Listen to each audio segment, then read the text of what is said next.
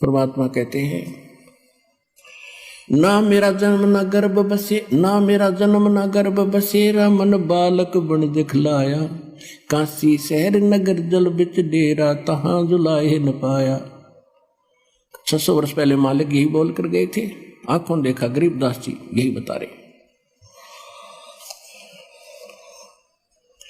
शब्द संदेशा कहते हूं भिन्न भिन्न भेद विचारे, इसको माया जाड़ियों ये 9 अवतार, कृष्ण कन्हैया राम को ये जीव कहें अवतारे, हिरणाकुश नरसिंह है ये सब माया विस्तार, वो तो अचल अनूप है नूरी दे शरीरे, ये करता हो उतरे ये माया के रघुवीर।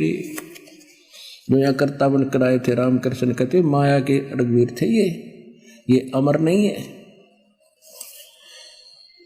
धरता को करता कहें ये बड़ा अंधेसा मोही, पारस पद बैठा नहीं तो जिसको कहिए लो। जब तक इस आत्मा को ये कंप्लीट कोर्स सत मंत्र अधिकारी से प्राप्त होकर जब मिलता है तो पारस का काम करता है, और जब तक जिसको ये मंत्र नहीं मिले हैं वो चाहे कितना शक्तिशाली दिखा, कितना दृढ़ दिखा, जब तक जैसे लोहे को पारस नहीं टच हुआ तो लोहा ही है वो। तो तुम न किसी ये भगवान दिखे थे रामकृष्ण, इनको ये मंत्र प्राप्त ना होने से ये जीव के जीव ही थे, इनका मोक्ष नहीं। धरता को करता कहें ये बड़ा अंधेसा मोहे, पारस पद भेंटा नहीं जिसको कहिए लो। लोक अलोक दीप सब ये पूर्ण पद प्रकाश, धौल धरणी सब जावेंगे एक थिर रैसी आकाश। अब क्या बताते हैं, घट में शोक सिलसिला ये सूतक बड़ा अंधेरे, ये दम गिनती के दिए भाई फेर सके तो फेर। जैसे एक समय जब गरीबदास जी कथा समझाया करते थे किसी को, तो भक्त आकर कहते थे कि महाराज 100 टेंशन शरीर में दिन मन में रहती है, लड़की का विवाह करना है, वर्षा हुई नहीं, कुछ साधन हो नहीं रहा, बता कैसे भजन बनेगा। तो परमात्मा का दास जी कहा करते भक्ति करोगे तो सारे काम होंगे। कहने लगे जी देखेंगे भक्ति फिर बात बनेगी। अब कहने का भाव ये है कि तुलसीदास जी कहते हैं तुलसी पिछले पाप से हरि चर्चा ना भावे, और जैसे जबर के बेगते भाई भूख विदा हो जाए। किसी व्यक्ति को बुखार हो गया, वो मलेरिया, तो उसको रोटी जो प्रतिदिन खाया करता था, स्वादिष्ट भोजन भी कड़वा लगा, जीभ पर नहीं रखा जाता। काजू किशमिश और संतरे सेब ये भी कड़वे लगते हैं। अब वो वस्तु पदार्थ कड़वे नहीं है, कड़वे उसके शरीर बुखार ने यानी जवर ने, टेम्परेचर ने उसके बॉडी की व्यवस्था बिगाड़ दी, जिससे उसने मीठी वस्तु भी कड़वी लग रही है। इसी प्रकार जिन प्राणियों के ऊपर पाप कर्म का घना दबाव होता है, ये राम नाम के मनुखा दाख और सेब संतरे, यह तो घनी अच्छी चीज है, लेकिन उसको अच्छी नहीं लग रही, कति स्वादिष्ट नहीं लगती, रुचि नहीं बनती। रागनी सुन लेगा, गाने सुन लेगा, कि तो नाच देख लेगा, कूदा उछल कर लेगा, राम नाम की कह देने फिर देखूंगा।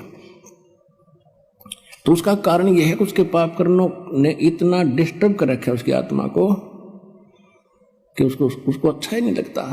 ऐसी कड़वी लगती है परमात्मा की वाणी जैसे उस रोगी को लगती है। उसका ट्रीटमेंट क्या है, को नींद खानी पड़ेगी, कड़वी कड़वी फांकी मारनी पड़ेगी, ना चाहते हुए भी खानी पड़ेगी।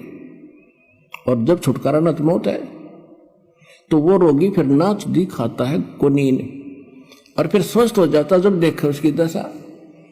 ऐसी भूख लगती है उसको कि सूखी रोटी हो ना, सब्जी ना हो घर पर, घर वाले के सब्जी बन जाए 10 मिनट डट जाए ना, सूखी दे दे।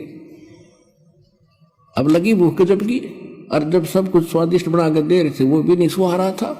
तो इस प्रकार कहते हैं कि जिस व्यक्ति को परमात्मा समझाने की, गरीबदास जी समझाने की चेष्टा किया करते थे, तो वो यूं कहा करता जी बहुत काम है, फलाना काम है, ये करना है, वो करना है, अब कैसे कोई टेंशन हो जाती है, मंत्र भी ले लेते थे, भजन नहीं कर पाते थे, ये बहाने बनाते थे।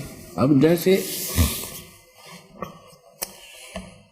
एक समय एक दरोगा जी SHO पुराने समय में घोड़ी पर बैठकर किसी दूसरे गांव में जा रहा था किसी कामवश। जून का महीना, हरियाणा क्षेत्र, उसमें रहट होते थे, कुआं बैलों से चलते थे और एक पुली का बाल्टी बांध जोड़ दिया करते सैकड़ों, वो नीचे से कुएं से जल जाती थी और बाल्टी बाहर आकर के और नाली में वो खाली होती थी, खाली नीचे चली जाती, उसको रहट बोला करते। और वो बैलों से चलाया जाता था, तो जो वो कोल्लू बनाया जाता था वो भी चर चर करे, उसका लंबा एक पार्ट होया करे, लंबी लठ वो भी चर चर करे। और वो जब वो रहट चालो वो पत्ती वो बाल्टी भी चर चर खड़ खड़ करे। वो घोड़ी पर बैठा आ रहा था, दोनों को प्यास गजब की लग रही थी। अब दरोगा जी ने सोचा कि सामने पानी चल रहा है, पानी पिएंगे, घोड़ी को पिलाऊंगा। वहां निकट आया और वो घोड़ी में एक समस्या थी कि वो इस आवाज से बेदकगी, फड़कगी। वो निकट आई और एकदम भाग के दूर खड़ी होगी। तो दरोगा जी ने कहा कि किसान, ये चोंचों को बंद कर दे भाई, मेरी घोड़ी डर रहा है। उसने वह बैल रोक दिए, वह चोंचों बंद होगी। जब तक वो घोड़ी लेकर निकट आए इतना पानी चला गया खेत में, वह खाली नाली थी, रेतीला जमीन थी और साथ पीगी। तो दरोगा ने कहा भी पानी निकाल, उसने फिर शुरू कर दिया और वो सारा चुर चुर हुई, घोड़ी फिर भागी। उसने कहा रे इस चोंचो ना बंद कर, वो फिर रोक दिए बैल। निकट आया, उसने फिर कहा पानी निकाल, वो फिर चला दिया, फिर भागी। तो किसान बोला दरोगा जी इस चोंचो में पी लो ना तो दोनों मरोगे, ये चोंचो बिना पानी निकले ना तो दोनों मरोगे ना। तो इसने अपनी प्या किसी तरह लठ लुठ मार गए।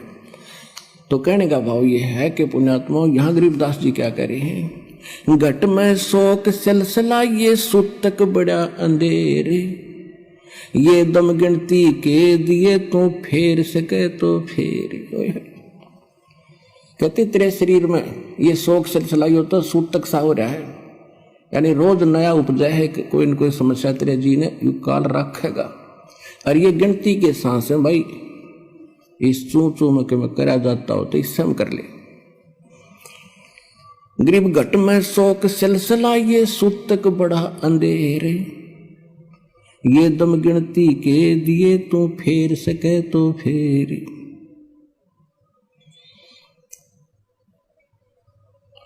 अब क्या बताते हैं, तोड़ पिंजरा ले गई ये मंजारी मुस्काले, कहते बाका पर्दा महल का कोई न जाने भेवे, और बिन सतगुर क्यों पाई ये वो अटक रहा सुखदेव। तोड़ पिंजरा ले गई ये मंजारी मुस्काले, कृष्ण कन्हैया पर चली वो बाली झिमर की बाले। ओए होए, अब क्या समझा रहे हैं कि जैसे भाई ये काल ऐसा जालिम है, जैसे चूहे को बिल्ली पकड़ ले जाती है अचानक, और वो भी मस्त होता है अपने परिवार में, और कहते इस काल ने तुम्हारे भगवान के ऊपर, कृष्ण कन्हैया पर चली वो बाली झिमर की भाल। वो तीर मारा उसने, उसकी वो भी नहीं सोच रहा था, राजा था वो, कौन सा मरना चाहा था, और उसकी मौत होगी। फिर क्या बताते हैं, बाके पर्दे हम गए भाई सतगुर के उपदेश, शिव ब्रह्मा विष्णु रटत हैं वह पार न पावे शेष। जहां मैं गया हूं वहां पर ना तेरा ब्रह्मा जा सकता, ना विष्णु ना शिव, और ये शेष नाग को भी तुम कहते हो बड़ा भजन करता है। देखो भजन उस सत्य मंत्र का हो तो बात बने। अब जैसे बबूल का बीज बो दिया किक्कर का, और बो दिया आम का, जान के किसी ने मिसगाइड कर दिया, बोला जिसने ना देखा था आम कि ये आम का बीज है, इसको बो, और सेवा की विधि सारी से सही बता दी, ऐसे रक्षा करना, जल डालते रहना, ये अंकुर होगा, फिर बड़ा होकर फल लगेंगे। अब जैसे ही सतनाम और सारनाम इस कंप्लीट कोर्स के अतिरिक्त जितने भी भगत श्रद्धालु जिस संतों पंथों में हैं, वो सभी मोक्ष और भगवान प्राप्ति के लिए प्रयत्नशील हैं और उनसे दीक्षा ले रखी है। तो सभी ने वो मोक्ष मार्ग का मंत्र दे बबूला लगेंगे। तो कहने का भाव ये है कि जहां सत मंत्र नहीं है वो बबूल बीज के और आम की आशा में अपना जीवन नाश करे। और वो आम का बीज सतलोक आश्रम बरवाला जिला हिसार के अंदर।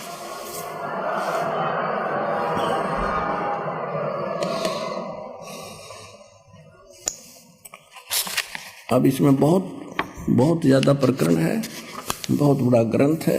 समय आने पर आपको धीरे धीरे सभी सुनाएंगे।